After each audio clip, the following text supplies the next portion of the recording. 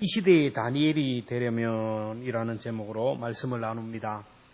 이 아프리카에 가면 독수리과의 일종인 뱀잡이 수리새가 있다고 합니다. 뱀잡이 수리새. 이 뱀잡이 수리새는 하늘을 나는 새인데 어떤 먹이를 발견하면 아주 쏜살같이 내려가서 민첩하게 낚아낸다고 합니다. 뱀잡이 수리새가 얼마나 민첩하고 날렵한지 동영상도 보면 거대한 뱀의 머리를 쪼아서 먹는 새입니다. 근데 뱀잡이 수리새가 하늘에서 땅에 내려와서 사냥을 하고 사냥감을 먹다가 맹수에게 습격을 당해서 밥이 된다고 합니다. 여러분, 하늘을 나는 새가 땅의 짐승에게 잡힌다라는 것, 이거 아이러니고 이해가 되지 않습니다. 사냥을 할 때는 그렇게 날렵하고 그렇게 민첩하고 빠른데 일단 사냥하고 나서 그리고 이후에는 민첩하지 못한다. 사냥하고 한 것을 먹느라고 정신이 없어서 자기를 죽이려고 오는 공격하고 오는 다른 짐승을 보지도 못하고 일단 발견하면 당황해가지고 자기가 새라는 것을 잊어버리고 도망을 한대요. 날개짓을 하면 하늘로 날아가는데 내가 새라는 것을 정체성을 잃어버리고 그냥 36개를 막 도망을 간대요. 도망가봐야 뭐 이거 됩니까? 그래서 맹수의 밥이 된다라는 거예요. 뱀잡이 수리새가 우리에게 주는 교훈이 있습니다. 오늘 우리는 하나님의 자녀들입니다. 하늘의 영적 권세를 가지고 있는 사람들이고 하늘의 하나님 앞에 기도하면 능력을 덧입고 이 세상을 극복하고 넉넉히 승리할 수 있는 권세가 있는 사람들인데 눈에 보이는 육체적이고 순간적이고 세상적인 것들 여기에 너무 민첩하는 거예요. 하나님의 자녀들이 하나님께서 우리에게 주신 축복들 때문에 우리의 시선이 하늘에서 이 축복들 하나님께서 주신 땅의 것으로 옮겨갑니다. 영의 사람이 육의 사람으로 자꾸 변해가고 있고 하나님의 아들들이 사람의 딸들의 아름다움을 보고 자꾸 세속화가 되는 거예요. 그래서 로마서 12장 2절에 보면 너희는 이 세대를 본받지 말고 오직 마음을 새롭게 함으로 변화를 받아 하나님의 선하시고 기뻐하시고 온전하시듯이 무엇인지 분별하도록 하라. 우리가 세상에 살지만 세상의 가치관들, 세상의 어떤 것들을 바라보지 말고 하나님의 핵심 가치를 바라보라는 거예요. 세상의 가치관이 아니라 하나님의 가치관들, 인간의 가치관이 아니라 영적인 핵심 가치를 붙들고 살아가라는 거예요. 영적인 일에 민감하라는 거예요. 로마서 16장 19절에 보면 너희는 선한데 지혜롭고 악한데 미련하기를 원하노라. 하나님께서 우리에게 선한 일에, 의로운 일에, 영적인 일에는 막 악셀레라를 밟으면서 민첩하게 스피드를 내라고 하는데 사람들을 보면 이 영적인 일에는 자꾸 브레이크를 밟아요. 자꾸 다음으로 자꾸 미루고 천천히 하자 그래요. 근데 눈에 보이는 세상적인 것들에 대해서는 얼마나 악셀레라를 밟은지 몰라요. 여러분, 우리가 자동차를 타고 가도 속도를 내어야 할 곳에 속도를 내는 사람이 지혜로운 사람이에요. 근데 속도를 내어야 될 곳에는 속도를 안 내고 그냥 위험한 길, 커브길 이런 데 속도를 내다가 사고를 내는 사람이 많아요. 오늘 우리가 살아가면서 정말로 악셀레라를 밟아야 될지 브레이크를 밟아야 될지를 분별할 수 있어야 돼요.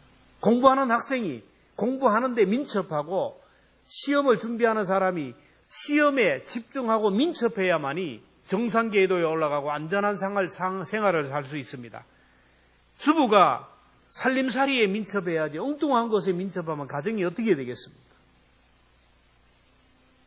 사업을 하는 사람도 사업하는 일에 민첩해야만이 정상궤도에 올라갑니다.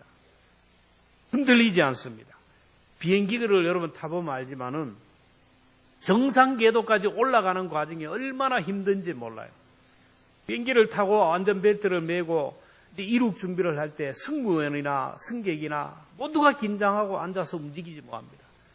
그리고 그 이륙하는 순간에 그 거대한 동체가 움직이는데 엄청난 속도를 내면서 달리는데 막 기름을 쏟아붓듯이 하고 갑니다. 갱음을 내면서 올라가는데 딱 올라가면 일정한 속도로 올라가면 정상 궤도에 올라가면 최소의 연료를 가지고 그냥 편안하게 목적지까지 가게 되는 거예요. 믿음도 마찬가지예요. 우리가 저 천성을 향하여 하나님이 원하는 그 목표를 향하여 달려갈 때 이룩하는 것이 힘들어요. 정상궤도까지 올라가기가 너무너무 힘들어요. 그래서 사람들이 신앙생활이 힘들다 그러고 피곤하다 그러고 고달프다 그러는 거예요. 왜? 아직까지 신앙생활이 힘들고 고달픈 것은 그 정상궤도로 올라가지 않아서 그래요. 정상궤도에 올라가기만 하면 신앙생활이 얼마나 기쁘고 즐겁고 행복하고 은혜가 넘치는 몰라요. 성경에 보면 믿음의 정상궤도에 올라간 사람들이 많이 기록되었는데 오늘은 이 시대와 같은 상황 속에서도 믿음으로 승리했던 다니엘의 삶을 벤치마킹하는 시간이 되었으면 좋겠어요. 다니엘은 여러분 너무나 잘도 아시는 이방인입니다. 비주류입니다. 바벨론의 포로로 잡혀갔어요. 문화도 다릅니다. 언어도 통하지 않습니다. 예배할 성전도 없어요. 예배를 인도할 제사장도 없습니다. 정말로 믿음을 지키기 어려운 그런 상황이지만 다니엘은 하나님의 핵심가치 세 가지를 붙들므로 인하여 그는 바벨론 주류의 자리에서 아주 최고의 자리에 오르가게 되었어요. 그러면 다니엘을 그 자리까지 가게 했던 그게 뭡니까? 오늘 3절을 한번 봅니다. 다니엘은 마음이 민첩하여 총리들과 고관들 위에 뛰어나므로 왕이 그를 세워 전국을 다스리게 한지라. 5장 12절에도 보면 다니엘은 마음이 민첩하고 지식과 총명이 있어 능히 꿈을 해석하며 은밀한 말을 밝히며 의문을 풀 수 있었나이다. 다니엘의 민첩함이 다니엘을 다니엘 되게 하고 다니엘의 민첩함이 바벨론 제국에서 탑의 자리에 올라가서 하나님의 자녀의 정체성을 나타내고 하나님의 살아계심을 마음껏 드러내는 그런 사람이 되었어요. 오늘 이 시대에 우리가 믿음 지키기 너무 어렵습니다. 모든 사람이 자기 속에는 옳은 대로 행합니다. 저마다 신앙의 끈을 놓쳐버리고 세상으로만 가는 정말 믿음이 지키기 어려운 이 시대에 오늘 우리가 붙들어야 할 세 가지, 이것만 붙들면 우리도 다니엘처럼 이 세상에서 승리하게 됩니다. 다니엘은 세 가지 붙들었는데 첫째는 하나님의 말씀, 하나님의 뜻에 민첩했어요. 우리가 살다 보면 내 생각과 하나님의 생각이 부딪힐 때가 있고 하나님의 방법과 내 방법이 부딪힐 때가 있고 하나님의 뜻과 내 뜻이 충돌할 때가 있어요. 그럴 때는 우리가 어떻게 선택해야 돼요? 오늘 이 시대는 감성주의로 흘러갑니다. 개인의 생각과 감정을 소중하게 생각하는 그런 시대예요. 사람의 감정을 상하게 하고 사람의 기분을 상하게 하는 일은 어떤 일도 용납되지 않는다는 것이 이 시대의 주류입니다. 사람이 먼저다. 여러분 그럴듯하게 보이지만은 사람이 먼저이기에 그 사람이 동성애를 하든 말든 상관이 없어요. 그 사람의 개인의 인격이 개인의 자유라는 거예요. 그 자유권을 침해할 수 없다라는 것이 지금 법으로 자꾸 만들어지려고 하는 거예요. 요즘 기분 나쁘면 교회도 안 가고 기분 나쁘면 직분도 버리는 시대예요. 이 말은 기분 나쁘면 천국도 안 간다라는 거예요. 여러분 성도는 내 뜻보다는 하나님의 뜻을 찾는 사람이에요. 내 생각보다는 하나님의 생각을 찾는 것이고 내 일보다는 하나님의 일에 우선하는 사람이 성도입니다. 다니엘은 일생을 살면서 하나님의 뜻을 찾는 일에 민첩하고 하나님의 뜻에 순종하는 일에 민첩했어요.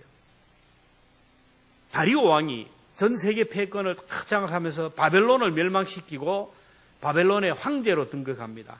그러니까 왕이 그 넓은 바벨론을 통치하기 위해서는 바벨론 그 넓은 것을 120개의 도로 나눕니다. 그리고 각 지역에 도지사를 두고 그 120개를 다시 40개씩 해가지고 3개로 분할해서 3명의 총리로 하여금 나라를 다스리게 했어요. 그 중에 다니엘이 선임 총리, 그 모든 총리들을 관할하는 총리로 다스리게 했어요. 오늘 3절에 보면 다니엘이 마음이 민첩하여 총리들과 고관들 위에 뛰어나므로 왕이 그를 세워 전국을 다스리게 한지라. 120개 도를 3명의 총리들이 관찰하고 그 3명의 총리를 다니엘이 이렇게 관할하게 했어요. 그러니까 다니엘은 황제 다음에 막강한 권력의 자리에 올라갔어요. 그러니까 이제 시기와 미움의 대상이 됩니다. 비주류가 주류의 자리에 올라오고 식민지 국가 포로가 주류 국가 바벨론에서 최고의 자리에 올라가니까 그 주류의 세력이 있는 사람들, 고관 대작들이 이제 다니엘을 함정에 빠뜨리게 되는 거예요. 이 4절에 보면 이에 총리들과 고관들이 국사에 대하여 다니엘을 고발할 근거를 찾고자 하였으나 아무 근거 아무 허물도 찾지 못하였으니 이는 그가 충성되어 아무 그릇됨이 없고 아무 허물도 없습니다. 국정을 동원시키고 검사들을 동원시켜가지고 아무리 뒷조사를 해도 허물이 없고 뭔가 캐이는 것이 없어요. 그래서 그들은 법을 만듭니다. 악법을 만드는데 다리오 왕이 흔들리는 것을 알거든요. 다리오 왕이 전 세계를 지배해야 되는데 왕권을 강화하기 위해서 지금 왕권을 우리가 강화해야 되고 강력한 왕권 중심으로 해서 주변 나라에 대해서 경고를 해야 되고 나라를 하나로 묶어서 계속해서 영토를 확장해야 된다. 왕이 기분 좋은 날 고관 대작들이 가서 얘기합니다. 왕이여 만수세를 하시옵소서. 왕은 이 땅의 지존이고 신입니다. 그러기에 왕 위에 어떤 것에 숭배의 대상이 될 수 없습니다. 지금부터 30일 동안 왕 이외의 어떤 사람이나 어떤 신에게든지 절을 하거나 기도를 하거나 도움을 구하는 일이 없게 해야 됩니다.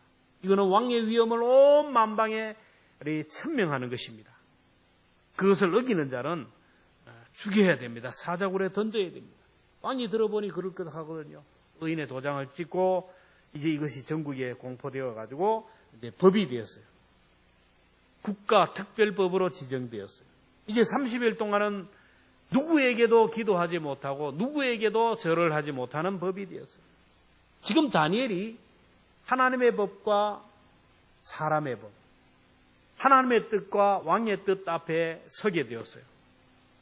보통 사람 같으면 눈에 보이는 권력자의 눈치를 보지 보이지 않는 하나님의 눈치를 보겠습니까? 그런데 다니엘을 보십시오.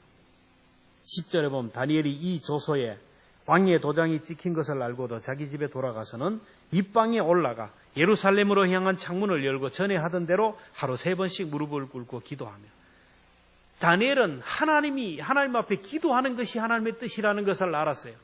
그래서 그 뜻에 민첩하게 전에 하던 대로 그대로 하나님 앞에 기도했다라는 거예요.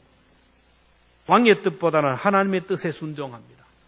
왕의 뜻보다는 하나님의 뜻에 민첩하게 반응했어요. 여러분 신앙생활은 다른 게 아니에요. 우선순위.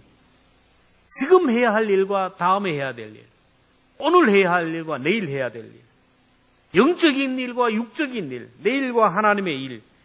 이걸 자꾸 구분하는 것이 신앙생활이라는 거예요. 마태복음 6장 33절에 보면 너희는 먼저 그의 나라와 그의 의를 구하라. 그리하면 이 모든 것을 너희에게 더하리라. 오늘 우리가 예배 드린 이유가 뭡니까? 일주일이라는 날이 있는데 이날 내 뜻에 따라서 내 생각에 따라서 나를 위하여 쓸 수 있지만 이날은 하나님의 날이기 때문에 하나님께 구별하는 거예요. 이 예배 시간을 하나님께 구별하는 거예요. 말씀을 읽고 묵상하는 이유가 뭡니까? 하나님의 뜻을 찾고 하나님의 뜻을 구별하기 위하여.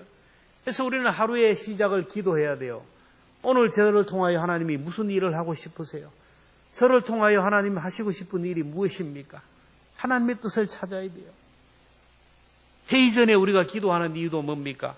하나님의 뜻을 찾기 위하여 기도하는 거예요. 근데 그 이유도 모르고 회의하고 나서 지 뜻, 지 고집만 내세우니까 문제가 되는 거예요. 회의하기 전에 기도하는 것은 오늘 내 뜻 버리고 내 생각 버리고 하나님의 뜻대로 되기를 원합니다. 그게 바로 회의하는 이유예요. 유대인들이 뛰어난 이유가 뭔지 아십니까? 이런저런 회의를 하고 아무리 합리적이고 과학적이고 정확한 데이터를 가지고 토론을 하고 세미나를 하고 하지만은 그러나 이것이 하나님의 말씀이다. 이게 하나님의 뜻이 아니다. 그러면 모든 토론이 종결되는 거예요.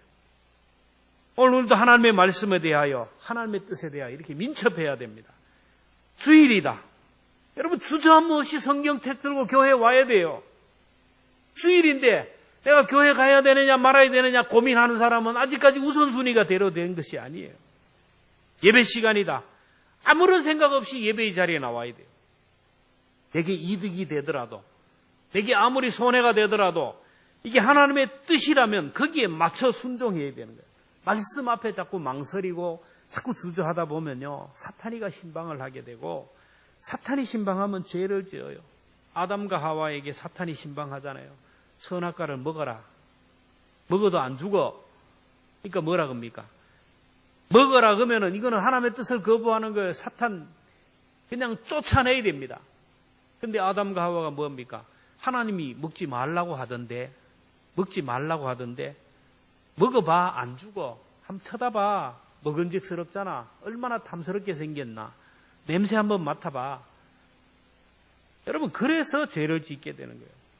우리는 하나님의 뜻 앞에 하나님의 말씀 앞에 생각이 많으면요. 자꾸 주저하다 보면은 안 돼요. 첫 번째 생각이 하나님의 뜻이에요. 탁 생각나는 게 있어요. 그때 제일 먼저 생각나는 거. 그것보다도 오늘 우리가 신앙 양심을 가진 사람은 무슨 결정을 하든지 무슨 판단을 하든지 이게 내 생각인지 하나님의 뜻인지 내 이기적인 생각인지 공동체의 뜻인지 대부분 본인이 구분돼요.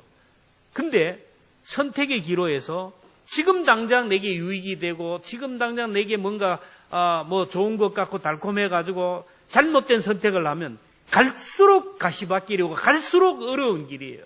근데 지금 힘들고 어렵지만은 여기에서 내가 바로 선택하면 점점 더 길이 열리고 점점 더 문이 열리고 황금길로 열려진다. 다니엘은 아무리 어려워도 하나님의 뜻에 민첩했어요. 여러분 하나님의 뜻, 하나님의 말씀이면 무조건 순종하는 민첩한 성도로 살아가기를 축원합니다.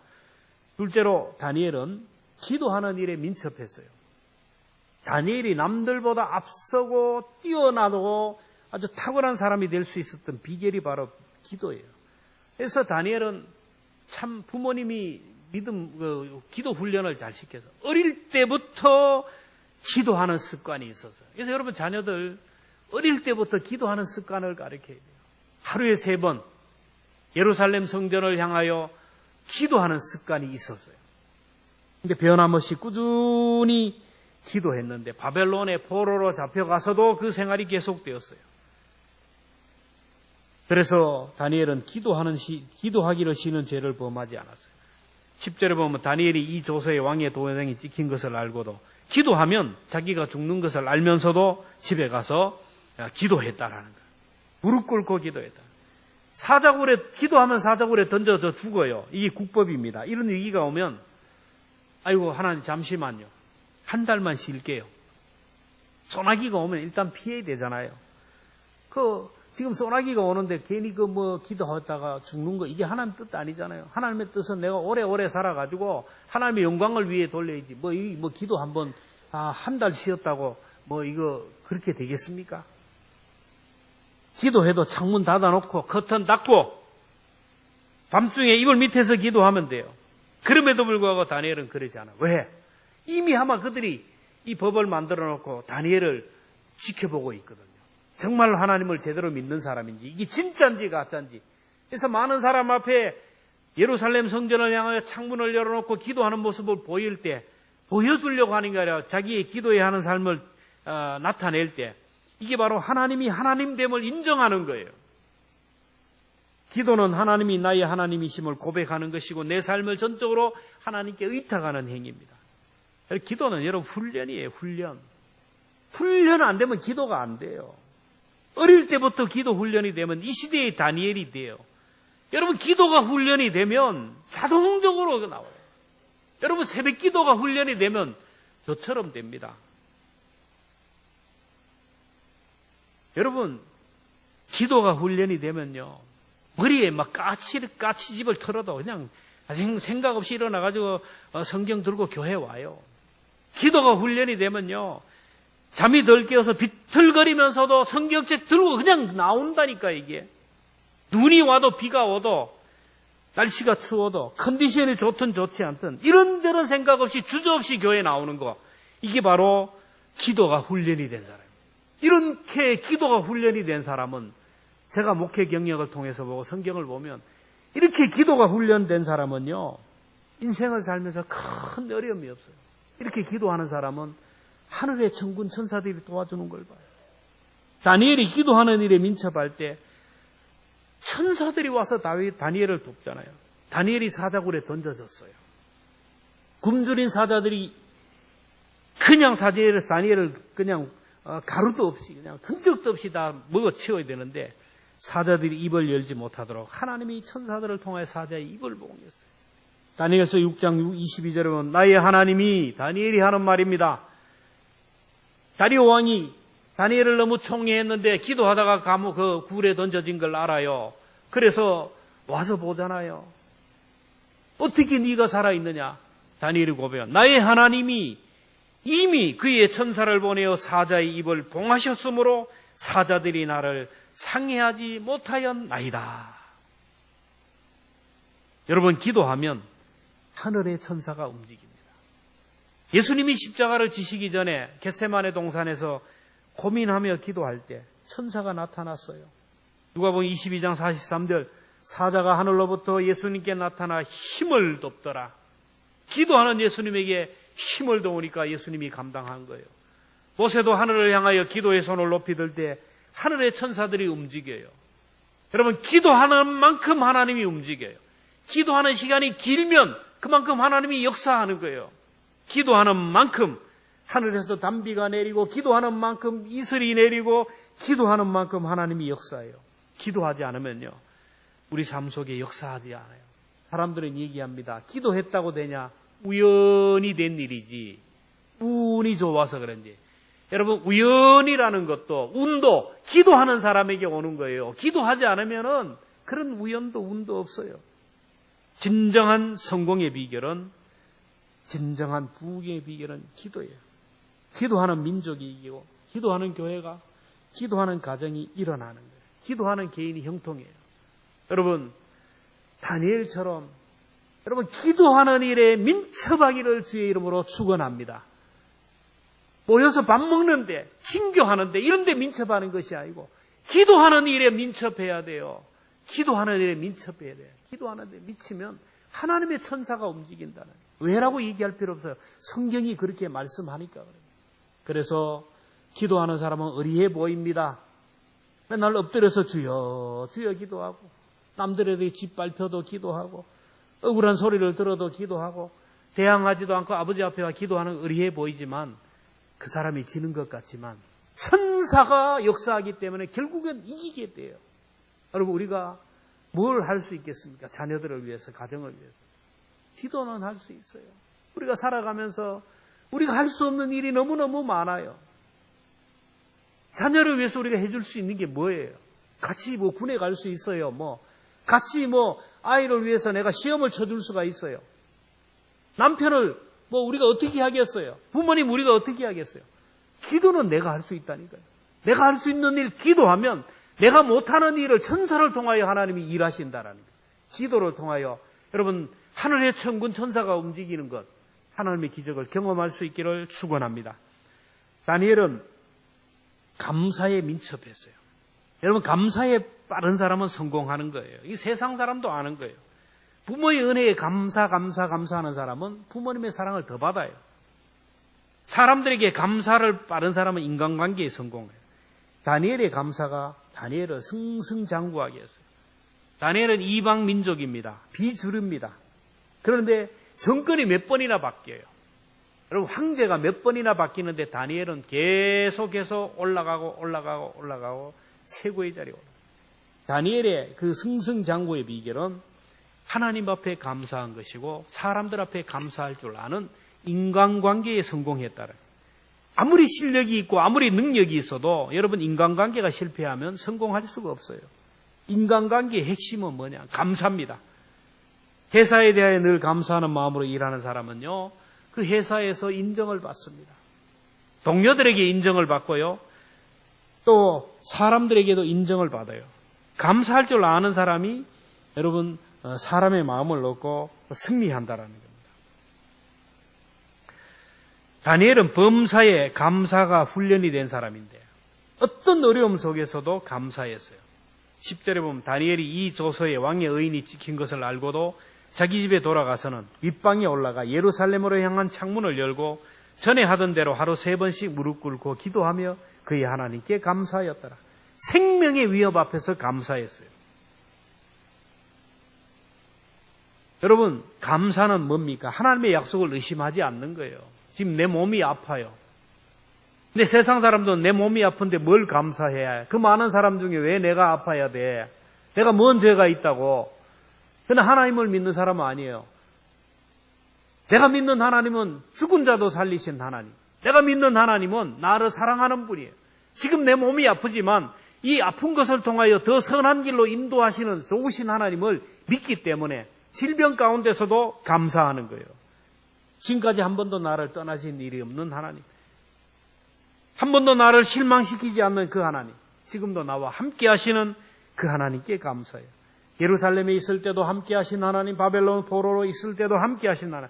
지금 내가 생명의 위협 앞에 있을 때도 하나님은 이걸 통하여 더 큰 역사를 하실 것을 이루며 감사했어요. 욥처럼 나의 가는 길을 그가 아시나니 그가 나를 단련하실 후에는 내가 정금같이 나오리라는 그 감사였어요. 여러분, 감사는 즉시 해야 돼요. 훈련을 해야 돼요. 즉시 하는 훈련을 해야 돼요.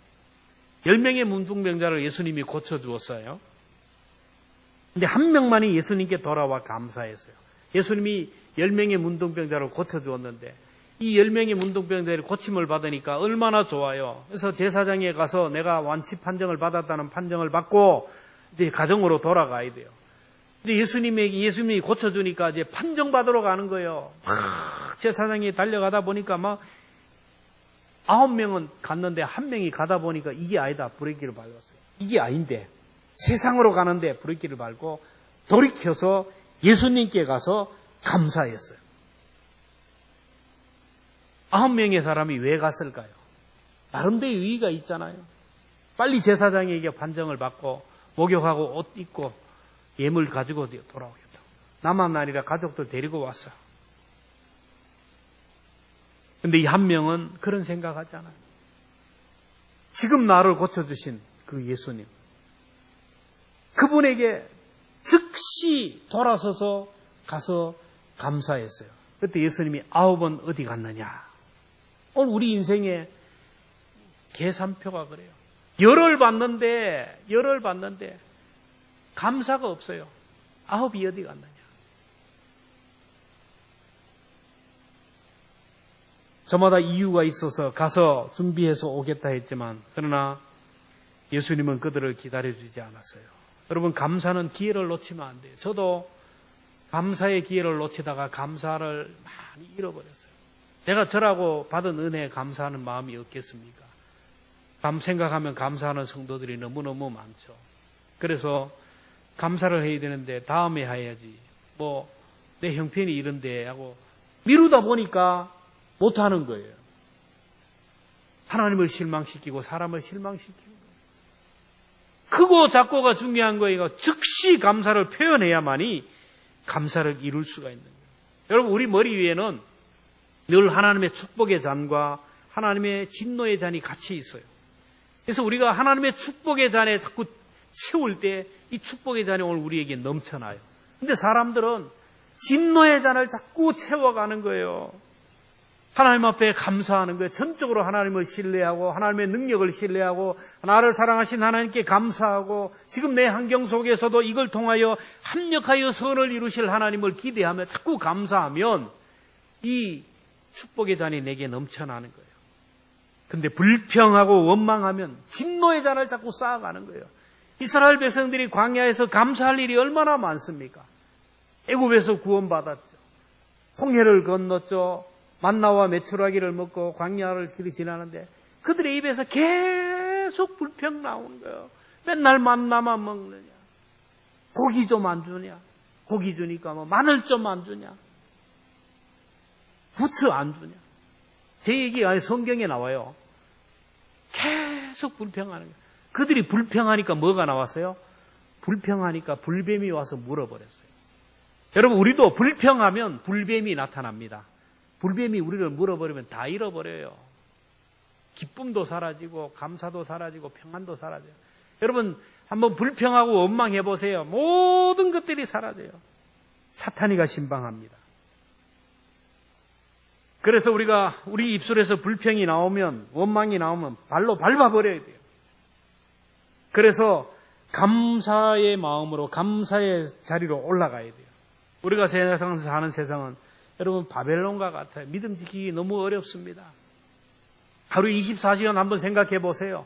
아침부터 저녁까지 계속해서 쏟아지는 여러 가지 막 정보들, 우리가 보는 세상들, 여러분, 하나님께 집중할 수 있는 상황입니까? 정말 기도하면서 하나님께 매달리고 말씀 읽고 이런 상황 아니잖아요. 그래서 제가 계속 강조하는 겁니다. 조미 감사 운동을 하라는 건 하나님께 집중하라는 거예요. 말씀 묵상하라는 것도 하나님께 집중하라는 거예요. 이렇게 믿음 지키기 어려운 시대예요. 이 시대에 다니엘과 같이 승리하기 위해서는 여러분 세 가지를 붙들어야 돼요. 하나님의 뜻이 무엇인지를 붙들어야 돼요. 어떤 상황 속에서도 매일 그 정해진 시간이면 하나님 앞에 나가 기도하는 시간을 붙들어야 돼요. 어떤 상황 속에서도 감사해야 돼요. 데살로니가전서 5장 16절에 보면 항상 기뻐하라, 쉬지 말고 기도하라, 범사에 감사하라. 이것이 그리스도 예수 안에서 너희를 향하신 하나님의 뜻이라. 말씀을 맺겠습니다. 정말 다니엘이 정말로 승리하셨던 이유가 뭔지 아세요? 다니엘이 민첩했다고 하는데 우리 한번 성경을 보면 다니엘 3장 3절에 보면 다니엘이 마음이 민첩하여 뛰어나고 다스렸다 했는데, 민첩했다라는 말은 스피드가 있었다, 빨랐다, 거기에 강조하면 안 돼요. 원어의 뜻은 탁월한 영에 붙들렸다, 하나님의 영에 붙들려서 그렇게 놀랍도록 민첩하고 탁월한 사람이 되었다라는 거예요. 여러분, 우리 힘으로는 민첩할 수가 없어요. 미쳐야 돼요. 다니엘이 하나님의 영에 붙들리니까 그가 세상이 감당하지 못하는 총명한 사람, 지각이 있는 사람, 꿈을 해몽하고 미래를 얘기하는 사람이 되었어요. 하나님의 영에 붙들리니까 세상 사람들보다 더 탁월한 사람이 돼요. 여러분, 사람은 무엇인가 사로잡혀야 눈빛이 다르고 행동이 달라요. 도박하는 사람, 미쳐본 도박에 미친 사람 보세요. 3일 동안 잠 안 자고 눈이 시뻘개가 도박장에 다녀요. 집에 돈 있는 거 없는 거 다 끌고 갑니다. 아이들 등록금 보이지가 않아요. 도박에 미치면 그래요. 바람난 사람들 한번 보세요. 바람나면 끝나잖아요. 한 여자에게 붙들리면 그 여자에 대해서 막 예민해지고 그 여자에 대해서 민첩합니다. 만나자고 하면 밤중에도 가 만나고, 여자가 달을 따달라고 하면 달을 따기 위해 산에 가고 막 나무 위에 올라간다. 다니엘이 성령에 붙들리고 하나님의 영에 붙들리자 바벨론 제국에 가장 강력한 사람이 되잖아요. 풀무불도 감당하지 못하고 사자들도 감당하지 못하는 사람이 되었어요. 여러분, 이 시대에 정말 우리가 아무리 바빠도 여러분 성령에 붙들려야 됩니다. 오늘 성령이 우리를 떠나면 우리는 아무것도 아니에요. 그냥 밟혀버리고 쓰레기가 되고 폐기 처분이 될 수밖에 없어요. 그래서 날마다 하나님, 주의 성령을 내게서 거두지 말아주시기를 바랍니다. 자녀들을 위해서 기도할 때 하나님, 저들에게서 성령을 거두지 말아주시고, 하나님의 거룩한 영으로 저 마음과 생각과 영을 붙들어 주시고, 오늘 나를 성령으로 꼭 붙들어 주어서, 여러분, 우리가 성령에 붙들릴 때, 하나님의 영에 붙들릴 때 우리가 하나님의 뜻에 민첩할 수가 있어요. 기도에 민첩할 수가 있습니다. 감사에 민첩할 수가 있어요. 성령에 붙들릴 때. 근데 그 성령에 붙들릴 수 있는 사람은 또 뭐냐? 하나님의 뜻에 민첩한 사람에게 성령이 임하고, 기도하는 사람에게 성령이 임하고, 감사하는 사람에게 성령이 임해요. 닭이 먼저냐, 알이 먼저냐? 이게 아니에요. 같이 가는 겁니다. 같이 가는 거.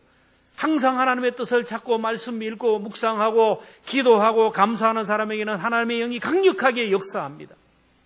하나님의 영이 강력하게 역사하면 그렇게 말씀에 순종하는 사람이 되고 기도하는 사람이 되고 감사하는 사람이 돼요. 여러분, 이 어려운 시대에 이 세 가지 핵심 가치, 다니엘이 붙들었던 핵심 가치를 꼭 붙들고 믿음으로 승리하는 저와 여러분 되기를 주님의 이름으로 축원합니다.